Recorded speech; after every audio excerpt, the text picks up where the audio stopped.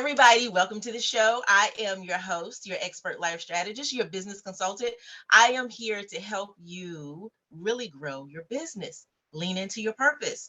Super excited today because we have another amazing guest on the show, someone who is going to bring us some amazing jewels, gems, strategies, tips, tools, all that good stuff.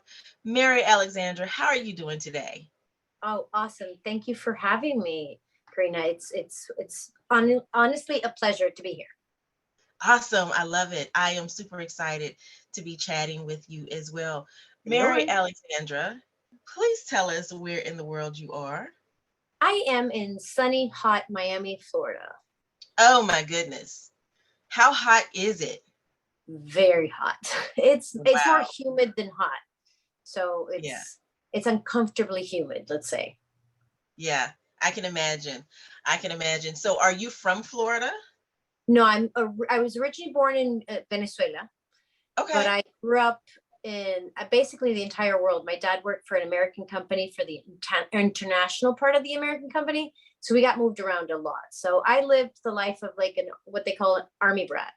hmm I've lived So in the U.S. in several places, in different countries, etc.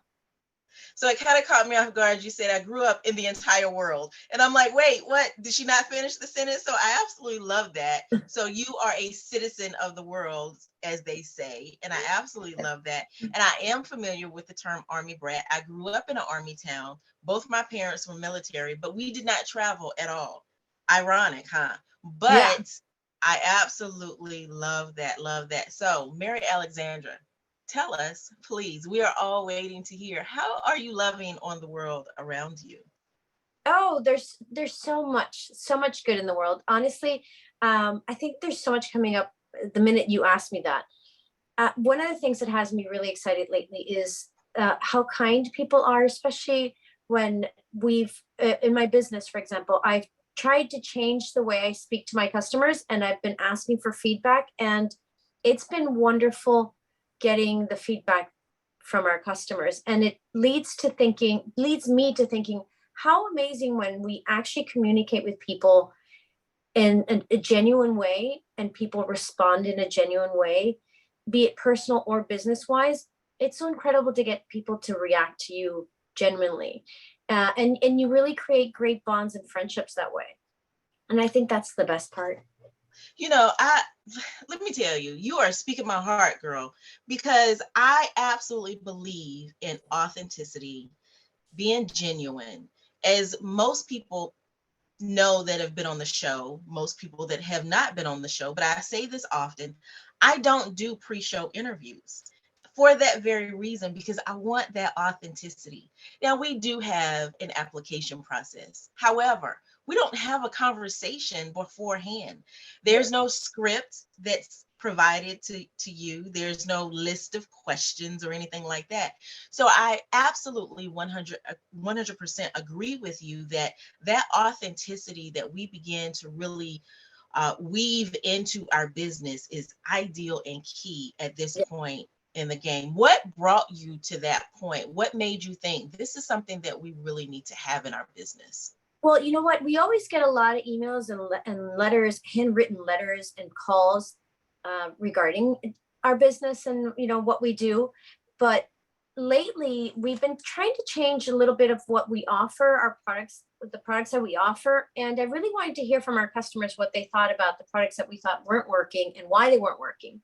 So I really just sent out these really heartfelt emails saying, hey, I might have obviously made a mistake with the products I'm offering.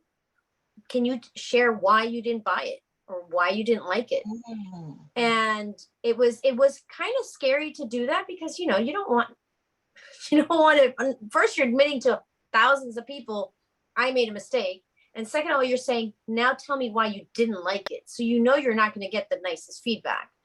And it was actually really, really, really rewarding to hear the feedback, because the feedback wasn't your product sucks. It was, on the contrary, it was confirming that what we're really known for and what really good at Outplay is what people wanted from us. And we were just offering stuff that wasn't what they were coming to see us for. And it was just not I don't like it. It's just, I'm not interested. I really want what you're really good at. So the feedback was amazing. It was really, really heartfelt and genuine, which is calm me down a bit, because it's really scary to ask people, hey, what do you think about what I did and why I did it wrong? And the feedback was really, really kind. I just want to say this. I knew this was going to be a great conversation, but you have literally come in and probably at this point become one of my top 5 guests on the show. Oh, thank you. I'm good, blush. I need to get my words together, because what you just said, number one, feedback, when we push back that fear, feedback can be so amazing. Yeah. Especially if we ask for it in a genuine way, but ask for it from people that we know will be genuine with their response. Yeah. Yeah. Oh my goodness. But then to also take that feedback and say, you know what? We've added some things into our business that may not necessarily serve you, and I have to own up to that. Yeah. Oh my goodness. Yeah. Marialexandra, you are literally, oh my God, I'm screaming. Bring it down, Karena. This is so amazing. So amazing.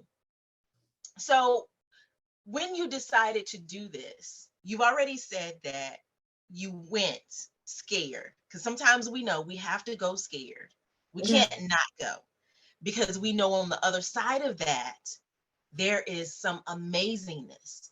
How long was the process? I mean, did you decide on a Tuesday, hey, I'm going to do this? And then, what was that process like?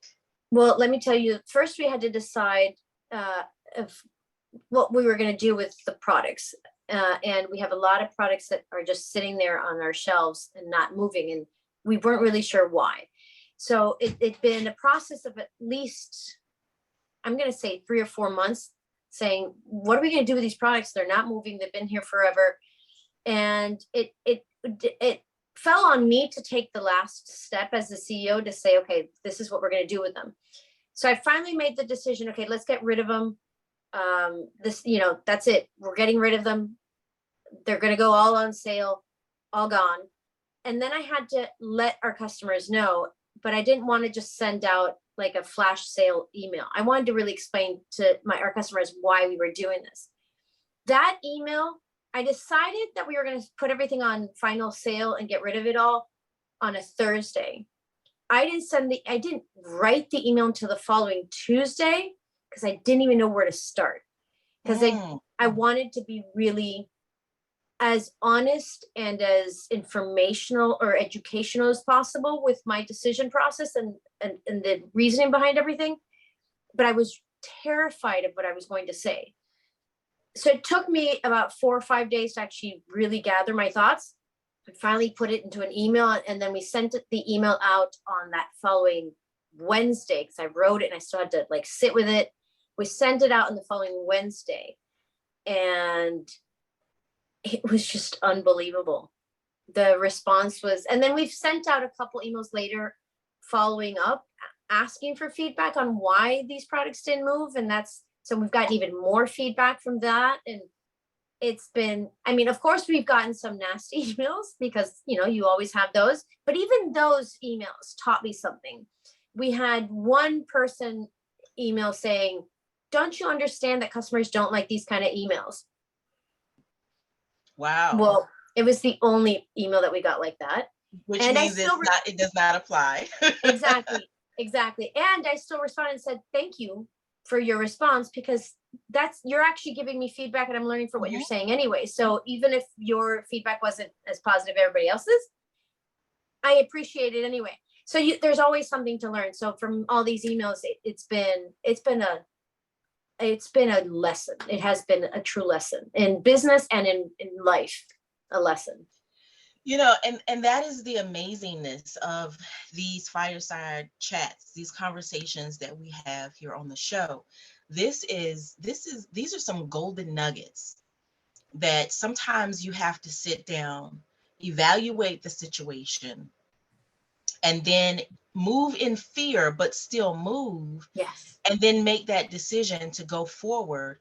Ask for the feedback, ask the hard questions, Yeah. but be prepared to get the hard responses. Yes. Have that thick skin so that you're able to pivot, but not the pivot that so many people have talked about over the last few years, that they were actually, instead of doing a 180, they were doing a 360.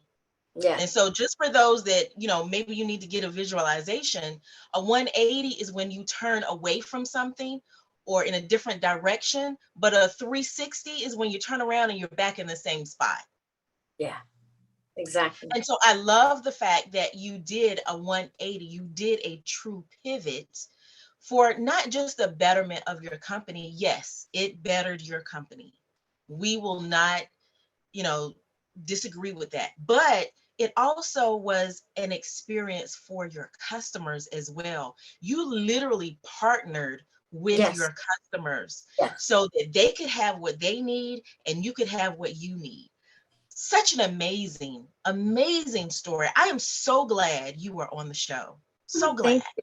Thank you. Thank you. So, we've talked about this major change that you made. What is your business? I am the founder of Outplay. We are a gender neutral swimwear and activewear brand. And what we're known for is that we make compression tops, uh, compression products for either swimwear or activewear for the person who wants to feel more comfortable in their skin for whatever reason it may be. We make great products that hold everything in while still letting you be active, have no side effects, no physical side effects from the product, and just makes your life much more easier and comfortable to be active in. I love that. I was watching a video actually this morning of a young lady who talked about wearing something similar and how it was so much easier for her to be able to maneuver throughout her day. And in this point in time in our lives, I think it's really important that we have products that are really going to be sustainable, products that are going to really help us to, just really be comfortable Yeah.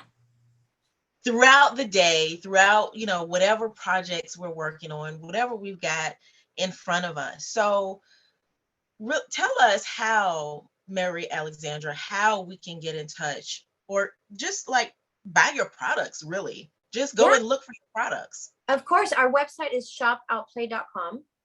And we are on all our social channels are Outplay brand because the word outplay by itself it was taken by a gaming company in Europe. So ours are Outplay brand. But our website is shopoutplay.com.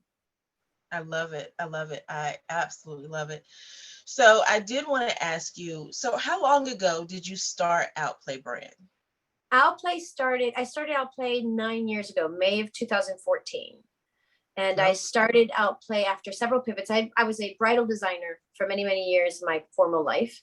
And after several pivots, I wanted to do something more meaningful with what I do. And I have like an obsessive passion for making clothing. And I've been doing it my entire life. I made my first wedding gown when I was 14 that actually walked down the aisle in a church. So wow. It's been a long life passion. I knew exactly what I was going to do from a very young age. But I kind of hit a point in my life where I wanted to do something more meaningful in my life, not just make pretty gowns. And I stumbled upon a group of people who weren't being seen by the garment industry and were just basically being ignored and had a true need. And I saw people that were harming their bodies to look the way they wanted to look and to feel the way they wanted to feel. And I didn't think that was right for people to have to feel the need to have to harm their bodies to look the way they want to look. So I came up with this product, created our compression tops, and launched the first two tops, what we call the swimmy and the flatsy, which are both swimming compression tops. And I launched those two on our website before. I think Kickstarter had kind of started, but people weren't really aware of what Kickstarter was yet. It wasn't as big. But I took the risk and I launched the two tops on our own website, not on Kickstarter, but on our own website as a pre-order to see if it worked. And we paid for the full production of it within 2 months and just launched it that way. So I tested the waters, and apparently it was really good. It was needed. So we've been growing since then. Yeah, I love Kickstarter. I found out about them back in, I want to say maybe about 2016, 2017. So it's really good that you leaned into that resource for you all. So let me ask you this. So you started in, remind me, 2015 is what you said? 2014. 2014. So how did COVID impact, if at all, your business? It impacted us horribly. Well, we had started to produce sportswear, but it was not here yet when COVID hit. All their factories were closed down. So we only had swimwear available. And who wanted swimwear when they were locked in their house? So it felt like somebody had turned off the internet, and we had no business whatsoever for months. And when people were allowed to leave their houses again, we picked up again, but then lockdowns came back. So we kind of like shut down again. And by December of 2020, it got so bad that we only had 2 weeks left in the bank to keep the business going. And again, I was very vulnerable and very honest, and emailed our customer base and said, hey guys, we're not going to make it. We need your support if you want us to make it. And we had the biggest month in sales that December because of that email and our communities helping us than we've ever had before.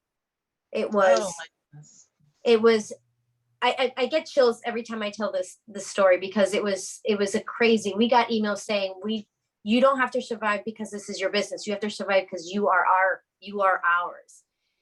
Wow. So it was truly amazing. And it was the first time that we really saw that, when you create this relationship with your customers respond.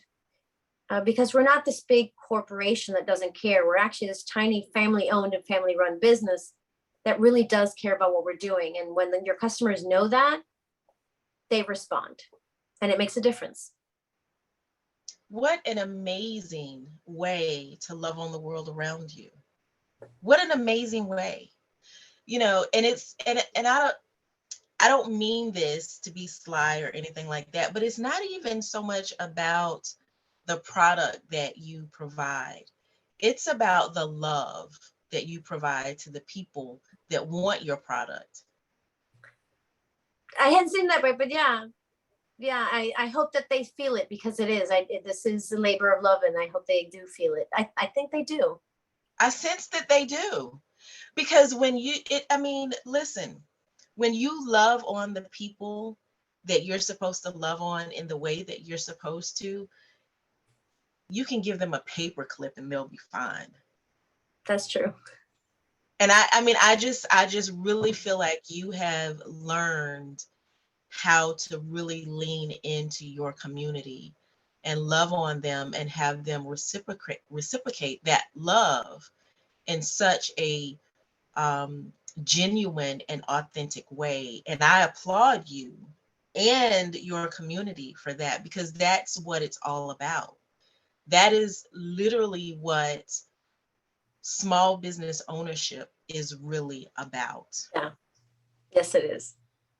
And so I am thrilled to have been able to talk to you about this, and you bring this to us, because I have a feeling that people are going to want to now go and search you out. What is your website? Yeah, it's shopoutplay.com. Shopoutplay.com. Y'all head over there. You're not just getting some products. You're getting products with thought, care, and love behind it. And I want to say that your transparency with your community is absolutely breathtaking. Thank you. Absolutely. It's terrifying, but it's good. I'm sure. I'm sure. So when you started on this journey of um, just really being transparent in this way, is it something that you thought about initially? Or is it something that you realize after the fact, oh, I've been transparent and this is what's happened? Like, did you go into it thinking about it? I think that the first time I did it, which was during COVID, I think it was just out of, I didn't give it too much thought. It was kind of like, I mean, I gotta ask for help. I gotta, my ego has to be thrown out of the way. If I want this business to survive and I want to keep providing to our customers, I gotta say something. And that was the first time I really was that vulnerable. And then I didn't do it again until now. And my daughter kept telling me every time I thought, every time the subject came up where all these products, they're not moving, all these move, but all this is stuck here and it's taking the business down. I mean, it's so much weight. There's so much product here. What do I do? And my daughter kept going back to, why don't you email your customers? It worked last time. Just ask. And I kept saying, no, my biggest fear was we've already asked them for help once. Why would we ask them again? They're going to think that that's all we want is to ask for help. And she said, no, just ask for your feedback. And it just hit me, my daughter's so wise. Yeah, I think I need to do this. And that's when I sat down and thought, okay, how am I going to do this? I don't want to say, help me. I want to say, how can I help you better? And be as honest as possible, because that's really what I want. It's not come and help me and save me. It's how can I be better for you so that my business can actually continue to help you better. So that was the way I saw it and the way I took it. And that's how and because it's worked so well, where we've really got to know our customers even better, where we're getting the feedback that we're getting and that we're selling the products that weren't moving because we're actually selling them now. I've learned that that's something that we need to continue doing, is continue creating that relationship and making it even closer every single time. And it makes us better. It makes me a better CEO, makes me a better business owner, makes me a better designer. And it makes us better as a company to be able to really bring value to our customers. Because like I said recently in one of the emails, and I think on social, I said, I don't want to make things just to make stuff. The world is full of stuff. I don't need to make more stuff. I need to make something that brings value into people's lives. And in order to know where I can provide the best value, I need to know what you need the most of. And that's the feedback we've gotten, which has been fabulous, really, really fabulous. I absolutely love that. And, and it's amazing that you talk about that, because that's something that I recently did, something similar that I did, whereas I sat down and I looked at everything that I was bringing to the table and I said, you know what, I've got to burn everything down and then start over and just dial into the necessities. Where are the necessities? Because that's where the best and most value is. Yes. So, Marialexandra, do you have any last words of wisdom? I just want to say, this has already been, like I said, one of my top 5 best conversations that I've had on the show. Thank you. This year. So I'm sure you have more to share. I am almost like speechless because, like I said, we don't do pre-show interviews, so I don't know what we're going to talk about. and this was just so extremely powerful. Oh my goodness. So any last words of wisdom?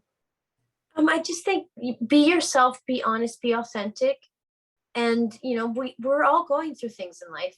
Nobody has a perfect life, and you have to realize that what you're going through, somebody else is going through. And if you just communicate that and communicate, hey, how can I help? Or how can I be served better with whatever you do in life?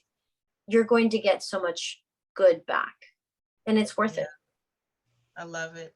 Folks, this has been another amazing episode of Go Be Great.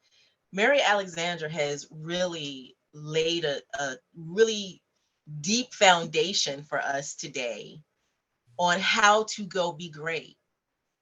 Go. Sometimes you have to go scared, but get to the other side of that. And we promise that greatness is there. So I will see you all on the flip side. Be sure to go check out Marialexandra's website. Everything will be clickable notes in the show notes. And yeah, y'all, go be great. Bye for now.